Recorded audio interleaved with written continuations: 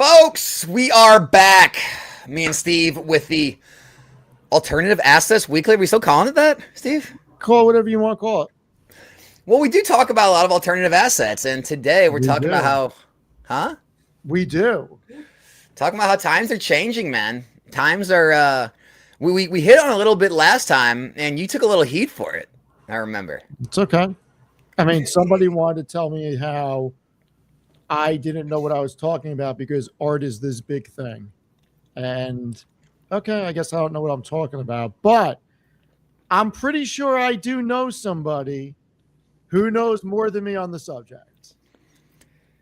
So, let me go ahead and get this whole shared here, guys. Everyone should know who Patrick Bet David is. He's been involved in collectibles for a while. Obviously, you know, Deca 100 millionaire, and infinitely successful mainstream podcast, finance, business talk, all that. Also very up to date in the collectibles world. And it just so happened this podcast came out after me and Steve talked about it last week. So we wanted to play this and talk about it a little more. So I'm going to play it, just a little bit of it, and then we'll talk a minute. Boomers who own $1 trillion of art collection that nobody wants, including their kids and including, what do you call it? Including museums. They're like, nah, we also don't want it. What do you mean you don't want it? Nah, we don't want it. You mean to tell me you don't want these? No, we don't. Let me read it to you. Boomers are leaving behind more art than anyone wants. This is a Bloomberg story, okay? Bloomberg story that you got. And right afterwards, I'm going to go into an art that you should want to get into, and I'll give you my thoughts on it, why. So nearly $1 trillion of art is expected to change hands in the coming decade as boomers' collections get passed down, but there will not be enough buyers or museums to absorb them all. The baby boomers spend money at an astonishing rate, creating unprecedented demand that produce an unprecedented supply. The ArtNet price database included 8,300 artists in 1988. By 2012, it's 90,275. So they went from having 8,300 artists now to winning 90,000 artists. It goes on. I don't know the exact parts, but I just wanted to play the beginning because I think the beginning is the real shock factor.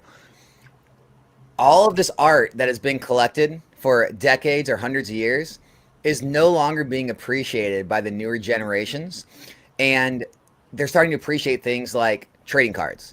And this is causing a lot of disruption, and it's catching a lot of people off guard because anyone who isn't in the trading card industry or who is part of like more of these like older collectible worlds, they see it as a joke, and they're just not understanding. You have people like Patrick Bet David, really, you know, the sports cards talking about that. You've got Gary V, sports cards and trading cards. You've got some big name people who have been ahead of the trends on a lot of things, trying to get it through people's heads, and no one wants to listen. They're stuck in the old ways. What do you think, Steve? I think that we got to find the part where he straight up says, and I can paraphrase what he says, 80 to 90% of art out there is fake. And the big reason why people are moving toward trading cards is because you have something called verification through PSA, SGC, Beckett, et cetera, et cetera. And it's something I've been saying for quite some time to you that I did not believe the younger generation cared about artwork. I can tell you my generation doesn't. I can tell you I know a lot of people that have serious money. None of them buy art. None of them. I don't see art hanging up on anybody's walls when I go to their homes. It's not the 1950s. And you look at where everything is moving now. You now have the most ridiculous bounties on these cards. You have Instagram people putting $3 million bounties on Cooper Flag 101 cards now. This is moving in a direction that I think is going to continue to expand. Now, we're going to see dips and valleys, but the idea that I was wrong about art not being what it once was, Patrick Bet David, who is a clear authority in the industry, is telling you what I said was correct. Yeah, and this goes exactly what I was like. My take on the whole thing. Bobby said my wife gets her art from Michael's Target Home Goods. Same here. I mean, I think half our house is like like same thing, Hobby Lobby type stuff like that. We're not spending tons of money to put something on our wall, right? And Right. also, it's not a status symbol anymore, dude. If you post a one of one trading card or some high end first edition Pokemon card or high end Black Lotus, any type of like dual auto, all the stuff. If you post that anywhere, you are going to get substantially more, attention than posting some like Van Gogh artwork. It just is what it is, right? It's a sign of the times. It's become a status symbol, just like owning a, vintage, hypercar or nowadays, or like a really, expensive watch. It's the time of artwork. It seems like it's passing by. I would agree. And not to mention, art's not portable. It is not. It's really not. And you can never know. It's very hard to get authenticated. There's no, to my knowledge, governing body over it. And I don't see art conventions the way that we have sports car conventions or Comic Cons or TCG shows. Nope. So, I mean, listen, there's a place for art. Don't get me wrong. But once again, I stand vindicated that authorities in the industry are telling you. And look, Patrick David can go buy Picasso's. You can go buy Da Vinci's. Right, because that's the one thing you always hear is like people that say this stuff. Oh, well, you can't afford it. No, they can afford it. Oh, they can afford it. Gary V can afford it. Can afford it. Yeah, don't make no mistake about that. They've got the money, right? Because that's Hey, always the argument. Is like Patrick you wouldn't be saying David that if you could afford it. Like, no, they can. owns part of the Yankees. Okay. Yeah. He owns part of the New York Yankees. He can afford artwork. And he is telling you that he is buying sports cards. He talked about it on Joe Rogan's podcast when he was on there. Yep. And it's okay to be like blind to it or not know what's going on, but to be blind to it, not know what's going on, and dismiss it, that's a totally different thing. Like, it's okay to be ignorant to something and just not be your field, right? But the funny part is how people are lashing out at the fact of us mentioning that, where it's just the truth. Like Steve said, no one's going around looking at these. I mean, attention is now the currency, right? It's why you see these streamers on Twitch or Kick blow up and become bigger than the world, and that why celebrities are so much bigger now than they ever were and getting so much richer. It's because they hold the attention, and therefore, what they promote actively, whether it be through social media themselves or through any other things, that is what is driving the culture. So the fact that you don't see these this kind of online sensation behind war memorabilia, art, any of the kind of like older generations form of collecting tells you that it's likely not going to be what's in favor because there's no attention on it.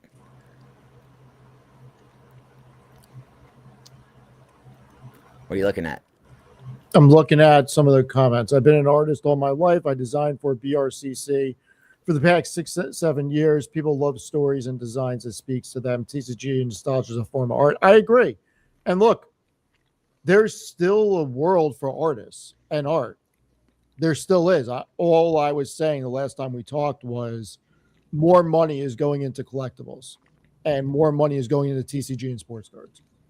Yeah, and we can try to attack Patrick David all we want. His followers are very easy to take advantage of and exploit. Here's the only problem with that is he's saying the same thing that I've been saying on this channel for 4 years. And anyone who's followed that lead and put a portion of their investment in collectibles, they've done extremely well, and they continue to do extremely well. And so the fact that he's saying the same exact things, the fact that other people like Gary Vee are saying the same exact things. I know everyone hates Logan Paul, but he's putting large amounts of money into it instead of traditional investing. You can say everyone's followers are all just stupid or, easy to manipulate, all that stupid stuff. But then you get on YouTube and you see millions and millions of views going to all these collectible channels. You can think whatever you want, but that's where things are headed. I went to Fanatics Fest. It was insane. Okay. They had the National Sports Car Convention last week, and the videos I watched from it were crazy. I just don't understand why people are so closed-minded about this and are not embracing it. The reality of the situation is that if you're watching Alex's channel, you obviously are interested in the TCG market. This is something that you should be welcoming with open arms instead of pushing back and trying to make not excuses, but trying to discredit what is going on. Because I can tell you, all I'm seeing is sports cards and TCG cards going up in value and the market getting bigger and bigger. You know what's funny about this whole thing? It's like I've had some of the same people hating on me since the very beginning, right? In the beginning, it's easy, right? Because no one knows what's going to happen. Literally became a millionaire off investing in collectibles over the last 4 years. And anyone that's done it with me has likely made tons of money as well. And there's still people saying, like, trying to discredit it, saying it won't work or talk against it or hate on it. Sure. It's like, dude, we're not talking hypothetical anymore. It's already been done. I've already done it. We're not talking about what could happen. I've already done it. It works. And again, like you said, why are you still here? If this is not for you, I mean, if I don't believe in real estate investing, should I go watch some real estate investors and tell them how stupid they are? Should I go to Steve's channel and tell him how dumb he is because he invests in stocks? Like, should we go to like gold and silver investors, tell them how dumb precious metal investing is? Like, why are we even like? If you're not excited about trading cards and collectibles, what does my channel have value? It doesn't. Right. Here, perfect example though. I have another clip. Perfect example about people being out of touch. All right. Doing great. What's your question? Well, so I have around $600,000 worth of Pokemon cards. I buy and sell them. I have $300,000 in my personal collection. I don't know if I should sell all of them or if I should like hold on to them as viable investments. Wow. How old are you? I'm 18.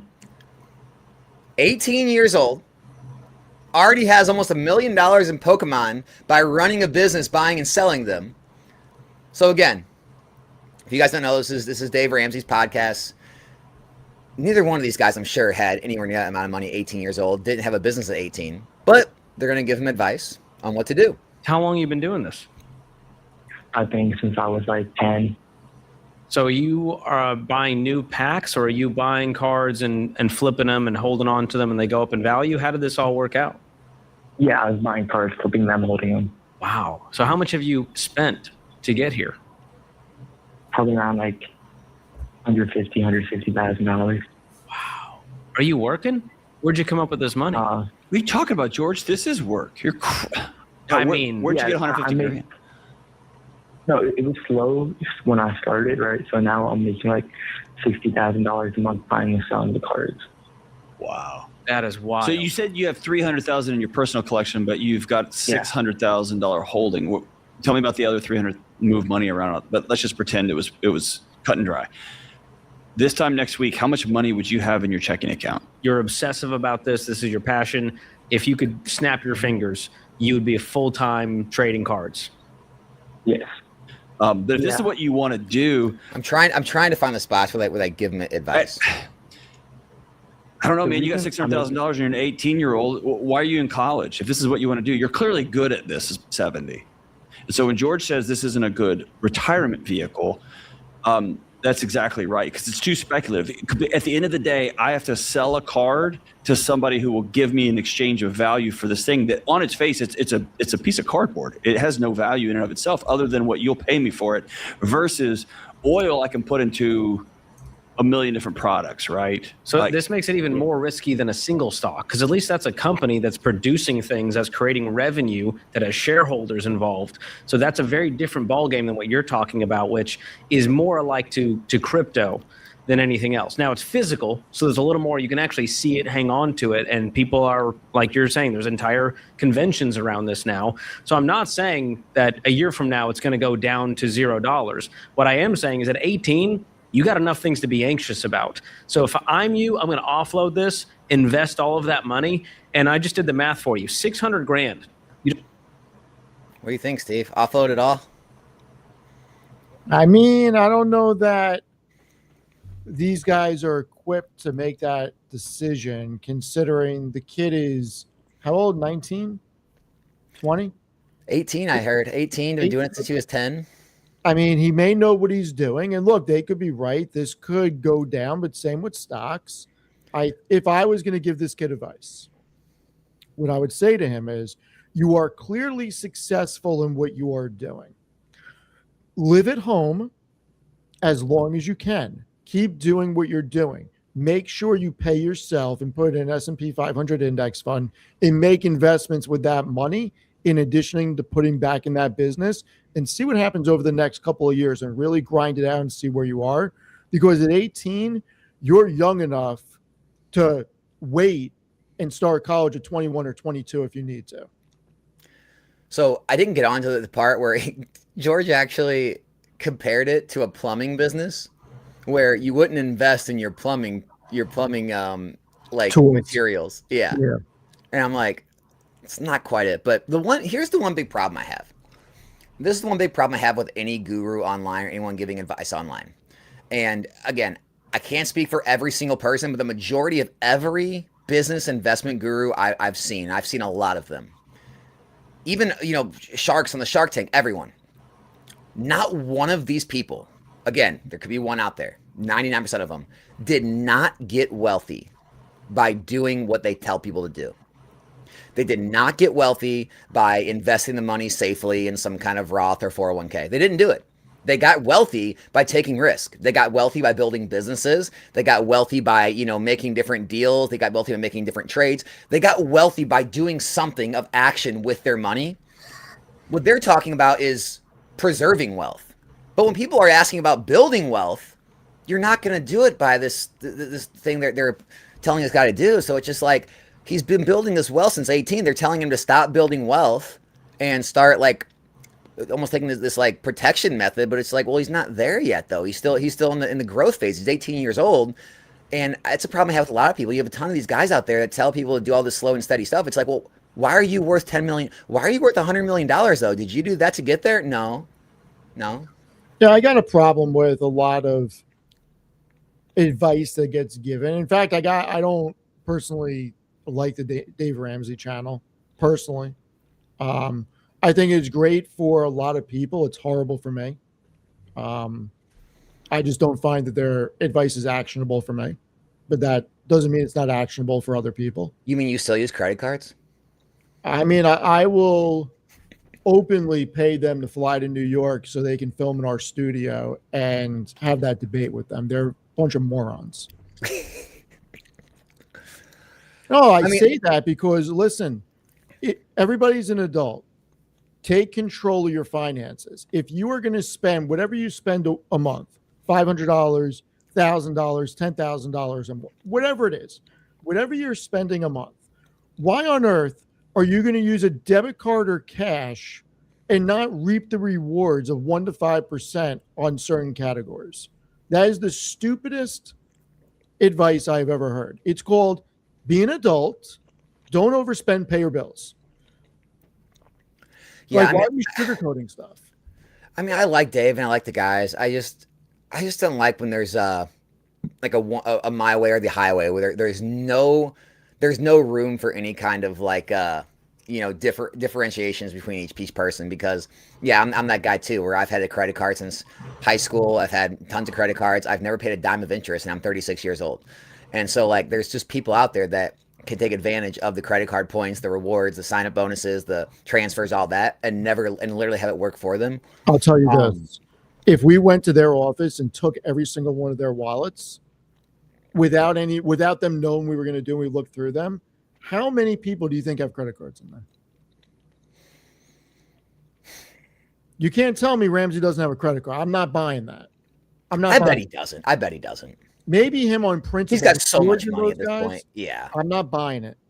All of his employees, though, yeah. I mean, there's got to be employees there with credit Think cards. about it. If you spend the majority of your money on Amazon, aren't you going to go get that Amazon card that's a 5-time reward? Or if you spend the most money on groceries, aren't you going to get one of those cards that does 2 or 3 times points on groceries and food? Yeah, the only reason I would think maybe Dave doesn't is because it's his business, it's his baby, it's his philosophy. It'd almost be like me, not owning Pokemon. I can see that. So I kind of believe he does. He's probably completely sold into the idea and made it work, and so he's the example. But yeah, I mean, I would believe there's people there that do for sure. It's kind of crazy. I couldn't But I used to be that guy. I used to paying cash everywhere I went. My logic was paying cash, get the change. I mean, I filled up multiple 5-gallon jugs of Poland Springs. Yeah. Okay? My account said to me, "Stop being. What are you doing?" It's like, "Stop being dumb." It's like, "What are you doing?" Yeah, and then there's definitely room for disagreement, like within the whole like everyone's method. Like, me and you talked about this when I was talking about it. Like, a lot of people don't agree with paying your house off. And that's a subject of debate in the investment community. Most people are against it in the investment community because they say, Depends what the rate. It depends what the rate is. I mean, it's a different situation for different people, and there's no right answer on it. yeah. I mean, historically, yeah, you should make more investing in an S&P index or mutual funds than you would be paying your interest in your house. I just think, especially like depends on how entrepreneurial you are. It depends on how much like brain power you use for other things. Like me personally, having like just the debt in my brain, like for me, like if I don't have anything other things I'm worrying about in life, it allows me to be more like, I guess, active, more, I guess, risk tolerant to things in my business to be able to grow faster. So like I could maybe make the argument I was able to, grow faster, not having debt, not having a payment. Other people could say it doesn't even affect me. I don't care. It's a better financial decision. I'd say you're right. And so it's like I definitely would say I don't do everything correctly. I do things that make me feel like I guess more comfortable and more able to take risks. And to do that, it's not carrying debt. Well, the thing about the mortgages is if you have $100,000 in cash and you have $100,000 on your mortgage, you can opt to pay it off and get that additional cash flow. Let's say the mortgage is $1,200 a month, whatever Yeah. it is. The idea is that you free up $1,200 a month, which is $14,400 a year, and you now are able to save that.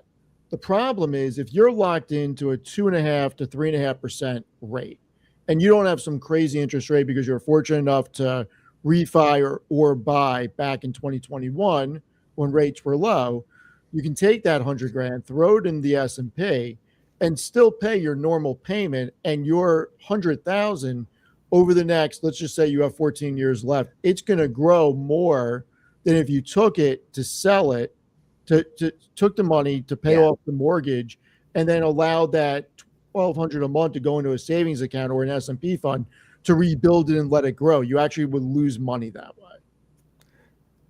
Well, and then my brain, my brain always looks at the worst case scenario, and I'm just like, 2000 to 2013. What if that happens again? Right. Nobody knows. It's like it's always a possibility. But once again, I find it hard to believe people are buying houses that you're in that situation. If you're in that situation where you have to make that choice, you're obviously able to afford the house. Right. So Yeah, no, for sure. I would rather put it in the S&P and make the spread on it, because if you just do the math, it would take you 7 years or so at 14,400 a year to replace that 100,000. Now, along the way, it's going to grow. Let's cut down to 5.5 years. But 5.5 years just to get back to that 100,000, when in 5.5 years, your 100,000 probably would have became 180, 190. Yeah. Like, you just fall so far behind doing that, unless you have a tremendous amount of money, or you have a different scenario that makes it a little bit different. I think it's bad advice. What is bad advice? I just don't believe in paying it off in one shot. I think that if you're able to, you pay more on the monthly payments because that all goes to principal. Yeah. And you shave years off that way. I don't like the idea of taking a bulk. Look, if you're paying in cash, different story. But if you have 100 grand left, put the 100 grand in the market if you have the 100 grand. So what do you think in general about like this whole situation? For me, I'll give my take. If I had 8 years experience doing something, Yeah. and it had produced this amount of returns, and if he's doing it 8 years, he's had to have been through multiple different market cycles at this point. That tells me you're successful at that line of work, right? That doesn't tell me you got lucky. And so, for me, it seems like the most prudent advice would be to continue your business.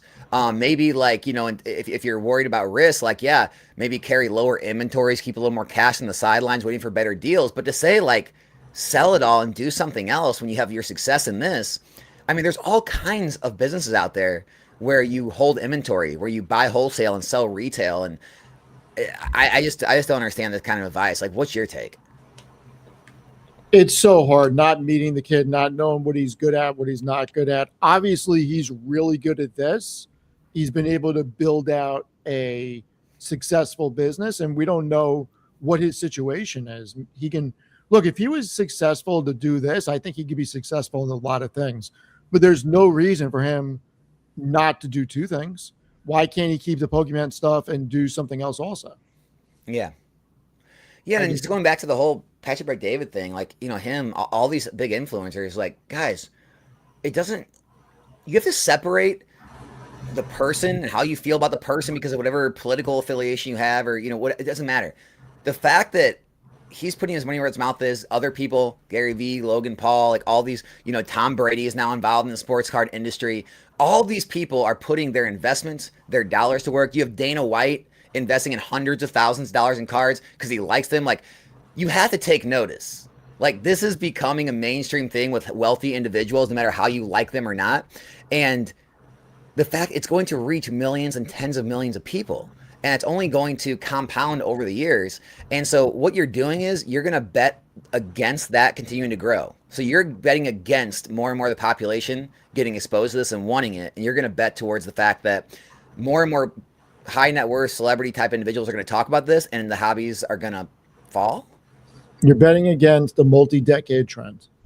Yeah. Is what you're betting against. And you're betting against it at a time when Instagram and social media are only increasing awareness, and more celebrities and athletes are getting involved in it. I'm sorry, I'm not seeing the idea that this is a boom bust cycle. I'm really not. This is an interesting question. At what point in the Pokemon investing journey would you start to switch to preserving wealth instead of continuing to invest? About 85% in Pokemon. 100K plus with very small traditional investments. Steve's smirking. He's smirking. I want to hear what he has to say. What do you do here, dude? I think it's a difficult situation because obviously I know people that have done extremely well in it. I have investments in it. It is nowhere near 85% of my net worth. Like, nowhere near it. I don't know. It's hard, right? Because how do you sell the cards? Like, it's liquid, but it's not liquid. Like, you can't just click a button and sell it. You either have to put it on eBay, go to a shop, Facebook Marketplace, or go to a show. Like, it actually is a little bit involved to sell. And I would not personally be comfortable at 85% of my investments in Pokemon. I think that's too much for anything, to be quite honest with you. Yeah. I mean, like, if you're not doing it professionally, it's a large percentage of your portfolio to have in one asset class. I mean, yeah, it's kind of like, it's a little like traditional investments too. If you're like more like Steve, where you own a bunch of stocks instead of just like funds, you have to be really active in this market and pay attention to things. You have to understand like when restocks, reprints are happening, when to buy and sell. You have to understand the market cycles and the just the seasonal the seasonal business of this industry. Like, things are always changing, right? My belief is it's going to continue to outperform, but again, like, we all have different beliefs. Like, I can't tell you guarantee, like, no one can guarantee anything. No. Obviously it's got a long track record at this point, not quite as long as the S&P does, right? It doesn't depend on, society doesn't depend on Pokemon the way it depends on the biggest companies in the US. So, it's definitely a more risky investment, which is why it's been returning higher than average gains.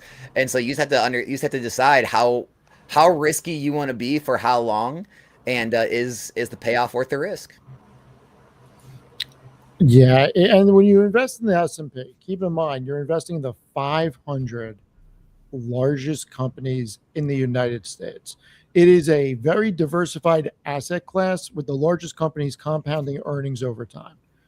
And yes, you can probably make a lot more money in Pokemon if you know what you're doing.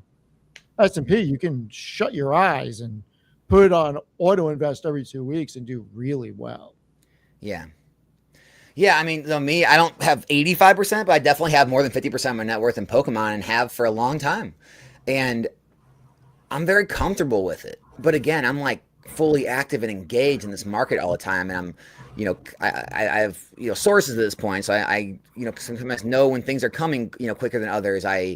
You know, I have outlets to sell things when I need to get rid of things. If I need to get rid of things, quickly and take advantage of moves, right? Like, I have the option to buy under market, which is a huge thing that's not talked about. Is unless you're like working at a company, have stock options, something like that, or you're able to get in investments for the IPO or something, you're buying at market price. You are paying market price for everything you buy in the stock market. Whereas a Pokemon, when you have certain outlets that sell you can buy at 80%, 75%, 85%. So you're already have a margin of safety worked into a lot of the investments. Whereas if you're just going on eBay buying market price, you're kind of doing the same thing on the stock market. You're buying something at market price, and so you're taking the same risk.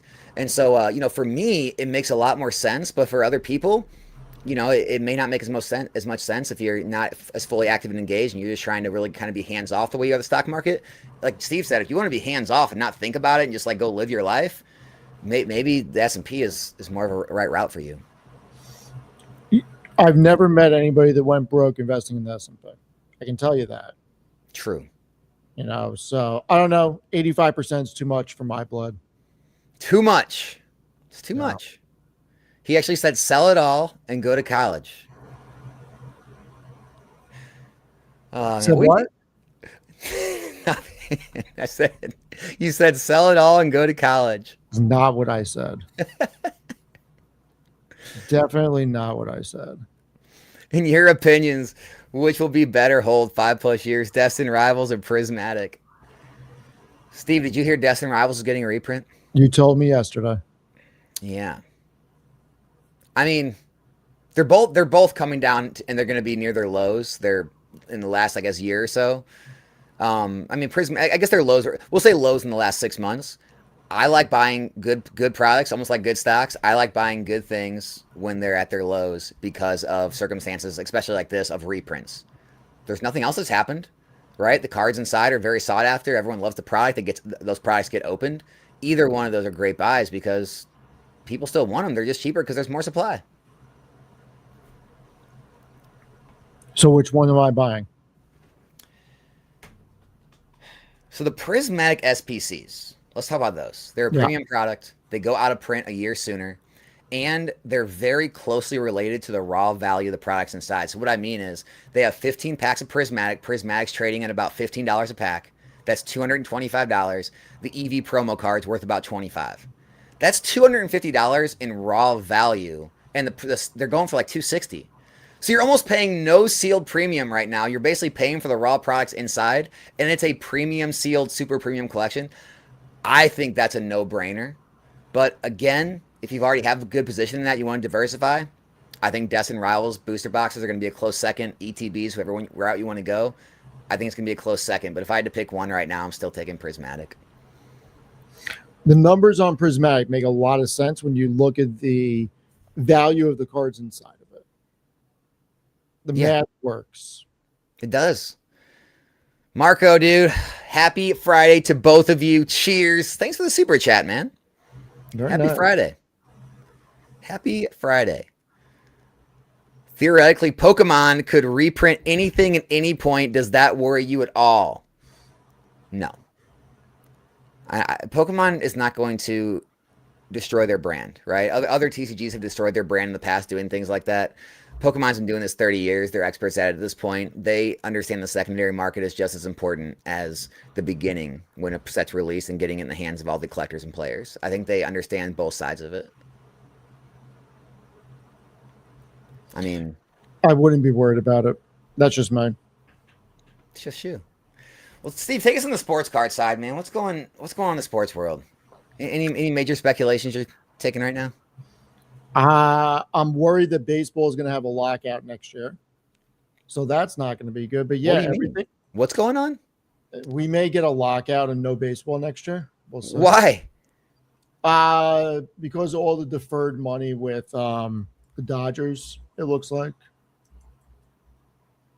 and the chase for Cooper Flag is insane. You guys see this?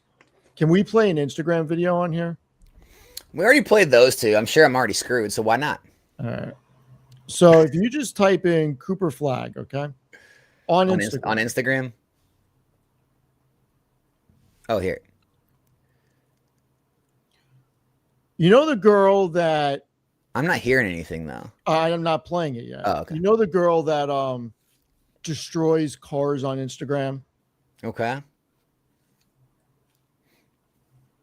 Yeah, I'm not there. 1-1 Cooper Flag rookie debut patch card that's coming out this Thursday in new tops. If you find this card, bring it to my fucking front door and sell it to me. DM me if you have this card, and you can maybe even get $3 million if I get it by this weekend. I have a And they're not kidding.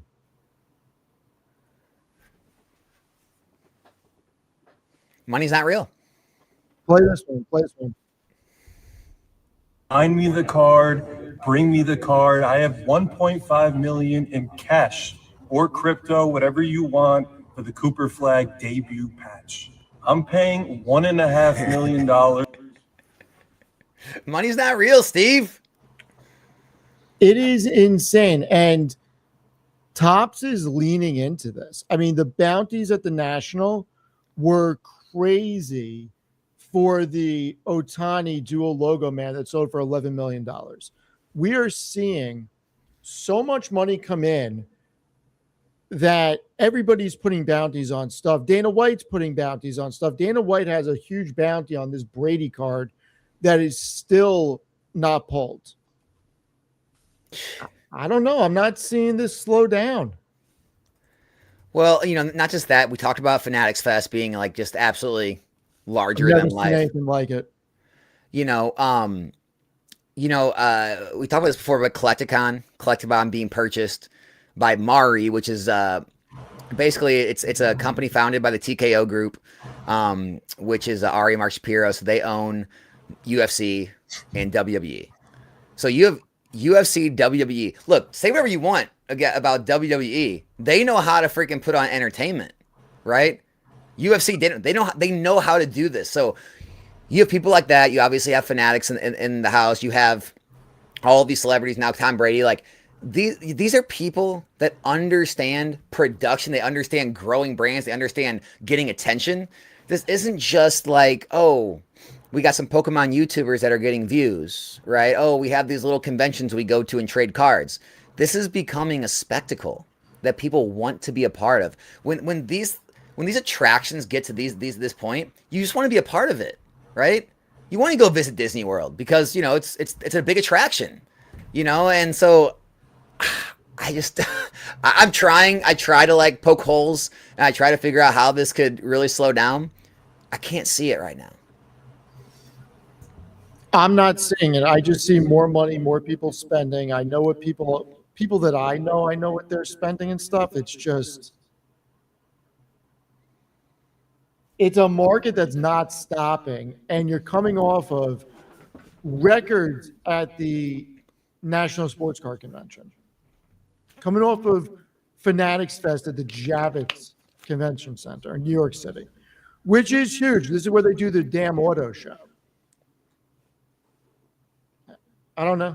I must be losing my mind because I think these are good assets to hold for a long time. Have you like sold off anything as of recent? No. Why? That's a good question. People ask me about selling all the time, and my only answer ever is do you need the money or do you no longer believe in the investment anymore? If you don't have either one of those answers is no, then why? I mean, if you don't need the money, why would you sell if you think it's going to keep going up? I think that's the biggest thing. And I'm not in it for the business of buying and selling and churning. That's not what I do. I have a storage unit. It all sits off site. I mean, I buy stuff raw to send to PSA. I don't even want to know what the bill is going to be when I send everything out over the fall when they open up the bulk submission again. And it's stuff that I don't care if it comes back for a year or not, because whether it sits in my storage unit or PSA, it's sitting somewhere. Did you hear the news about Beckett? Yeah. Do you think we see? What do you think the price is going to be when things, if they do open up, when they do? Oh, they're raising prices. I mean, if I was them, I would raise. You think it's gonna be like 30 a card, 40 a I would card? raise the lower tier to 28 or 29. Yeah. You have to. Everybody's still going to pay it. I mean, the way I see it is like just Revenue not even by- PSA, just business wise. If you have a product that too many people want and you still have a backlog at this price, why would you lower? I mean, you can increase your margins by 50% and people are still going to pay for it. Why not? Yeah. No, I agree, man. It is interesting because that's another side of this whole business is like, you know, grading your cards and making a margin by doing that. You know, that's a whole nother, like, not really an investment because an investment would be appreciation, but that's a way to increase the value of your collectibles. Having raw cards, putting them into plastic, getting high grades, you can make exponential gains by doing that, which is another, you know, aspect we don't really talk about a lot, but that's part of all this.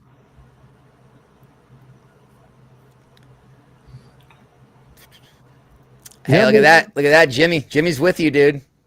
I like it. Picking up some Aaron Judge. Yeah. I don't know if he's coming back this year, but I'm a big fan.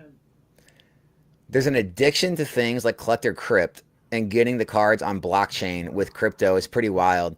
Allows people to trade genuinely tokenized assets. We've been talking about this forever. Do you think this is coming anytime soon? No. No. No. What I think is going to happen is you're going to have funds like Kevin O'Leary will probably figure out a way to put his collection with Shine on the blockchain and you can buy shares in it. Other than that, I do not believe that you're going to have tokenized assets like the way everybody thinks. Why would you want it? What do we want? Digital cards? No. I've had companies reach out to me and trying to do it with sealed product. And, you know, it always comes down to a few things. It's like you're going to store all of these different sealed cases and boxes in this, you know, offsite, it's this whatever warehouse. It's like, well, you have to insure that, right? Because people are going to want their things insured. Well, how are you going to insure it? Because insurance is very expensive, right? And then on top of that, you have to worry, you know, this isn't like a stock. You have to worry about all the different like acts of God, right? All these different nature events that could happen, tornadoes, floods, fires, earthquakes, all these different things. And so you have that, you have theft, you have to worry about theft. And then also, you know, just like the transacting, right? If you ever want the physical item shipped to you, you know, there's always damages that can happen. I just think there's a lot of moving parts when it comes to collectibles. And, you know, the vaults have it pretty figured out with the slab cards. And I think that's a lot easier. But like transacting all these high-end products and kind of tokenizing them, it's fine, but someone's got to hold the underlying asset. And I just think that's going to be an issue. Man, I want to hold the underlying asset, to be honest with you. Same. I really do. I mean, hey, put it this way. There's gold and silver indexes, but there's also people that hold the physical material. So maybe in the future there is both. And there's still going to be people that hold the physical, and maybe some people just want to trade it on a tokenized platform. Maybe. I think with these types of things that they're so small and you're never getting around from the trading card shows. What are you going to do? Bring a tokenized asset to a shop? I think about it. I don't see it. It's too transactional and everything's physical for a reason. You're not going to make a tokenized digital card of a patch. Like people want that physical patch. They want the physical auto. I don't think it works. The NBA tried it. They tried it with whatever the NBA card series was, and it failed miserably. Well, especially with collectibles, everything's conditioned. It's just like, you know, you have one booster box that's like minty, right? You have another booster box that's got like loose wrapping. It's got like a hole here, a tear there. It's like, well, to a tokenization company, these are both worth the same amount. right? But then in 10 years, when these are like $1,000 boxes or something, well, someone's not paying $1,000 for one that's all beat up, right? So that's why it's so different in collectibles. You could have literally 10 of the same exact product, and they all have a different value. They would all auction or get bought for different prices based on the condition they're in. So it's like, how would you condition every single item? Oh, I want to ask you this. You saw what Target's doing. Slashing ETBs. How do you feel about that? It's only going to make the problem worse. I actually love it. Want to know why? Well, it's screwing scalpers for sure. Right. But it's only going to make the appreciation happen faster because you're already destroying items. Because I'm getting it from somewhere where I can get sealed. So now if Target's going to slash their supply, there's less of the sealed product on the market. And then two, if I want to actually get some at actually retail and they're sitting there because scalpers aren't buying them, I can now go buy however many I want and open up all the packs for the fun of it at cost. Yeah. It's great. Love it. Yeah. It is interesting that we're having to resort to that to even move. I mean, and what's crazy is they're still selling, aren't they? I don't know. I actually haven't witnessed it yet, so I have no idea. Because hopefully that means they're gonna sell in the hands of people that just like want them. They're not trying to like go do the big swoop on the shelf. Maybe. CC is a scam. What is CC? CC. Cover calls? Is that what you're saying? Cover calls are a scam? I don't know. His name's Mental Gymnastics, so I'm guessing it's straight troll. CC is a scam. Oh, that's funny, man. Hey, Nonstop Dre, what's up? Thanks for the super chat, man. Thoughts on PSA grading sealed like UPCs, ETBs, and booster boxes? Yeah, I think that'd be great. But again, like, I don't know. I think they may grade sealed eventually here soon. I don't know if they're going to have a vault service for it, though. I think that might be too much space and too many different products. Like I said, it's very clean and easy for slabs to have a vault. Seems very difficult to do with sealed product, but I could be wrong. It's going to take a lot of space. But yeah, the idea of having a sealed product. Here's the thing with sealed product is, yeah, it's going to have a value based on the grade, but I think the biggest thing is going to be authenticity. If you can have a company authenticate this stuff, I think it's going to take away a lot of the friction of buying these things when they get older, like 5-10 years, and they're all 500, 1,000 plus. That's a huge thing. If you can get a company to authenticate it, people are going to be much more likely to buy. Yeah. So I think it's only a good thing. Oh, Collector Crypt. I don't know much about Collector Crypt, Pokey Profit. So if that's the CC you're talking about, I really don't know much about them. At all. They tried fractionalizing sports cards and memorabilia with collectibles back around 2021-ish. It failed hard. Pretty sure some people are still trying to sue them to get their items. Are we talking about Liquid Marketplace? Is that what we're talking about? Steve. Leon needs your help. I am eating my words on SpaceX because I looked at what Elon put on X today, and I don't know how this fails in the future. So I hate the valuation today. I've been saying that I think SpaceX can become the largest company in the world in the next decade. I don't know. Did you see what Elon put on X today? No. Or maybe it was yesterday. What's going on? Hold on, let me find it. I feel like everyone almost collectively agrees SpaceX is an opportunity. I just think no one can decide what the right price to buy in at is. Would you agree with that? Like, I don't really hear too many people not believe in SpaceX. Everyone just doesn't believe in the valuation. It's hard to justify making an investment when it's $1.5 trillion market cap and it doesn't make money. So he said Terrafab is going to be 100 million plus square feet. I mean, this is insane.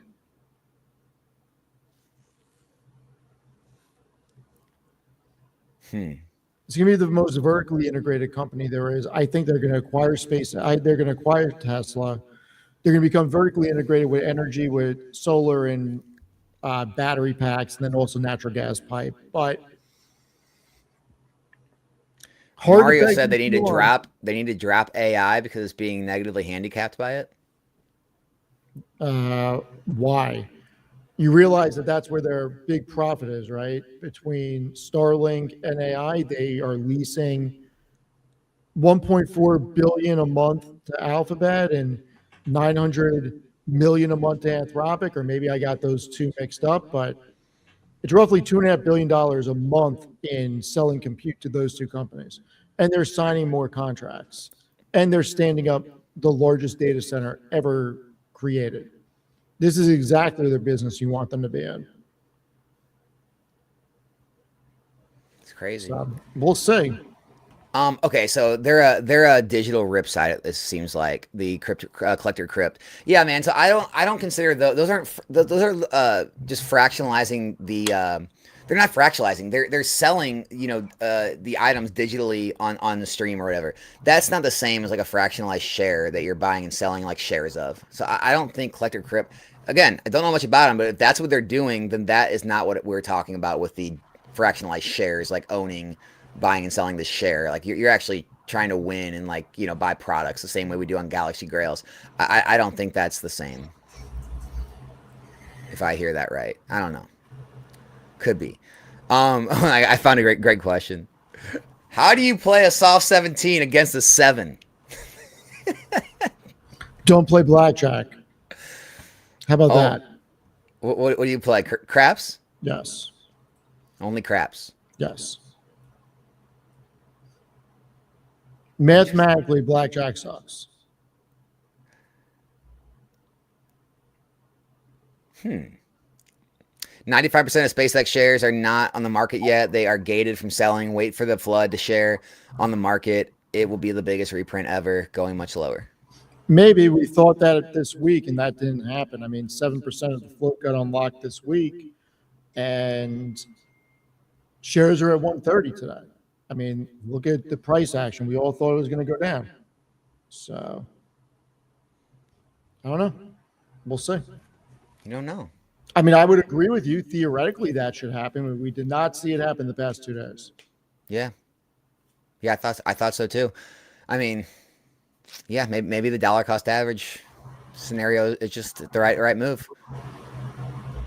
Buy a little now, wait, see what happens. Drops, buy more. If not, just be happy with your position or whatever. I don't know. Alex, any slowdown in rip and ships? Which sets are popular right now? Well, I mean, slowdown from the spring to the summer, of course. Way stronger year over year, right? This summer compared to last summer, extremely strong. What sets are popular right now? All the sets you'd expect, right? The Ascended Heroes, Prismatic, Destined Rivals. Any new sets. So Chaos was really popular when it came out. Pitch Black was really popular until about a week ago. Pretty much anything new is the most popular, and then it's the tried and true: Ascended, Prismatic, Destined, Paldean Fates, all that good stuff. So yeah, man, the strong sets is where you want to be. They're the ones getting the most attrition. They're the ones that are going to be hard to find. 151 Crown Zenith seemed like they were everywhere, and then overnight they 5, 6, 7, 8, 10x'd. So it's just kind of how collectibles are. They're everywhere till they're not. They're everywhere till they're not. Do AI robotics will create a new wave of wealth similar to the internet, with more money eventually flowing into collectibles and scarce assets, pushing prices much higher long term? Yes. I think AI is going to be bigger than the internet. Bigger than the internet? Yeah. What does that even mean? Exactly what it means. It's going to be bigger than the internet. People better hope that job displacement doesn't happen as quick as I think it's going to. Are we safe? Are content creators safe or no? Yes, I think we so. are. I think so. Okay. I don't know. I mean, think about it. Companies are going to utilize AI to expand margins. You're going to have robotics. You're going to have full self-driving. Truck drivers are going to get displaced. Warehouse workers are going to get displaced. Fast food workers are going to get displaced. A lot of people are going to get displaced. Now you're saying displaced. Does that mean they're going to find another place? I don't know. We'll see. So, in conclusion to all this, full speed ahead. I don't see any reason why it would not be full speed ahead. Are you okay? And your all your investments, collectibles, traditional. You holding any more cash than normal right now, or still investing at the same rates? No, I mean, I have a larger position percentage wise in cash than most people. I happen to like cash for different reasons. But it's not above your normal holding. No, So you're still investing at the normal status, rate. everything is status quo. So every month you're still investing the same you were a year ago. Yeah. Yeah. I mean, look, Michael Berry came out with this whole thing, and I can, I'll bring up my Twitter account or X account, whatever you want to call it. And I went after him. Who? Michael Berry, Oh, Big Short. Big Short. Warren Bubble. It's a bubble. No, he legitimately believes we're in a bubble. And this is what he said. So his quote was, I continue to believe it is possible we are near a major top and possible a 1987 type fall, but the S&P making new highs likely will bring new money into the market.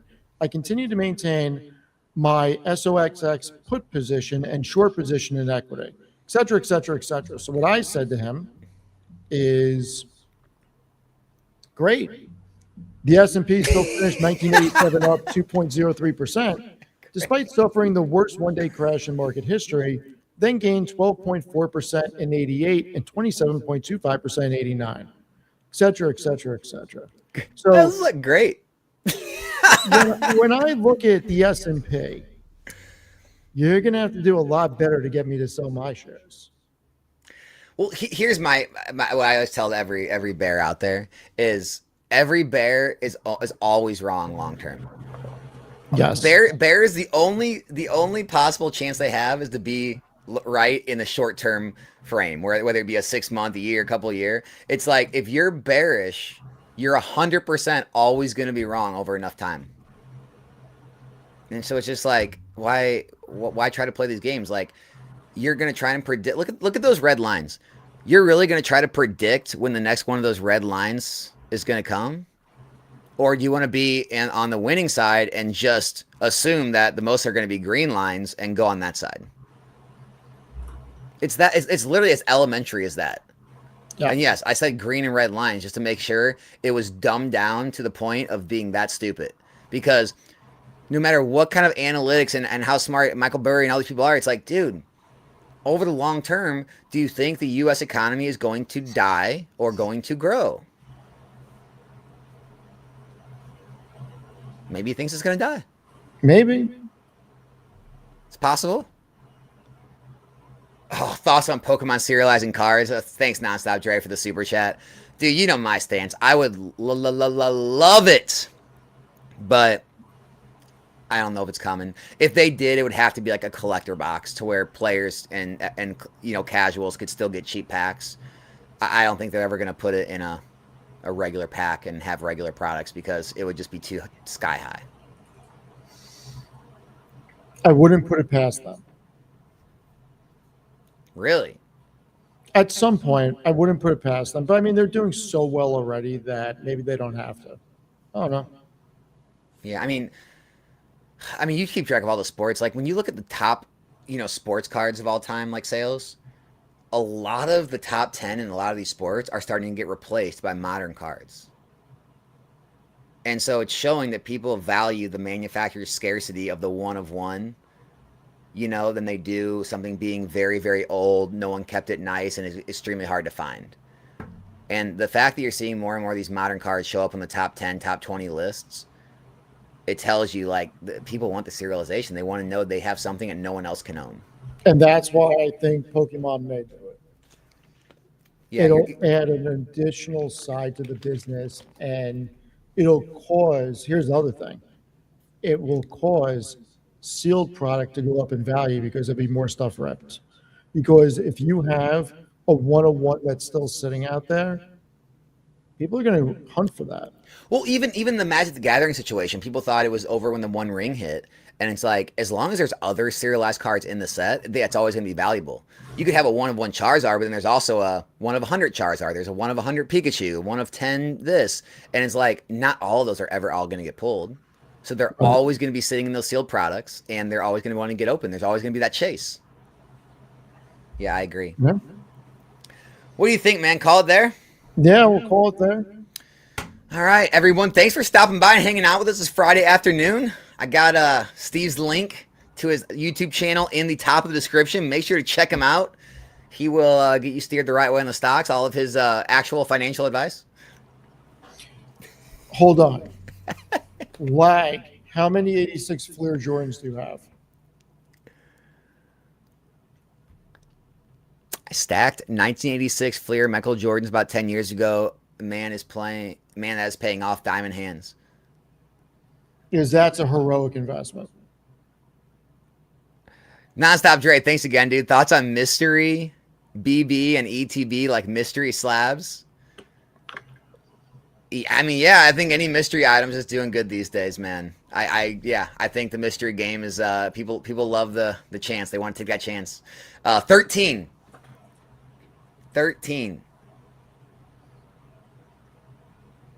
It's incredible.